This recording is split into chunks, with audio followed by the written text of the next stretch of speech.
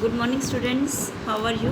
Today we will read part 8 बुरी आदतें छोड़ दो।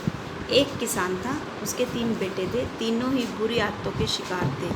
किसान बूढ़ा हो चला था, वह चाहता था कि उसके बेटे जल्दी ही बुरी आदतें छोड़ दें। किसान के समझाने पर बेटे यही जवाब देते कि पिताजी हम कुछ दिनों बाद ये आदतें छोड़ देंगे, और ऐसा कहकर बात टाल देते। एक दिन किसान ने क्या किया, अपने तीनों बेटों को बुलाया और एक बगीचे में लेकर गया। बगीचे में कई तरह के वृक्ष, झाड़ियाँ, लताएँ व पौधे आदि थे। वहाँ किसान ने अपने छोटे बेटे से कहा, इस पौधे को जड़ से उखाड़ कर फेंक दो। बेटे ने बड़ी आसानी से पौधों को उखाड़ कर फेंक दिया।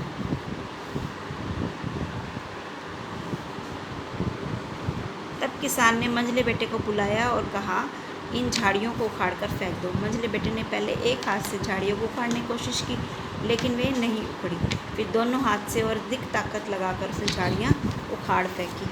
अब किसान ने सबसे बड़े बेटे से कहा, इस पेड़ को उखाड़ कर फेंक दो। बेटे ने पेड़ की ओर देखा और बोला, यह पेड़ तो ज़मीन में गहराई तक जड़ें जमा चुका है, मजबूत पेड़ को मैं भला कैसे उखाड़ सकता हूँ। फिर देखो, किसान ने कहा, मेरे प्यारे बच्चों, मैं भी तुम्हें ना यही बात बताना चाहता हूँ कि बुरी आदतें भी इन पौधों की तरह होती हैं।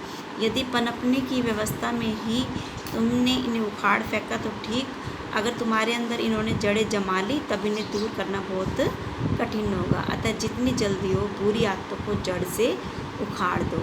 अब बच्चों को समझ आ गई थी कि देखो पेड़ कितना मजबूत था, उसको वो उखाड़ने में लगे थे। इसलिए कहते हैं कि हमेशा बुरी आदतों से हमें बचकर रहना चाहिए। Thank you.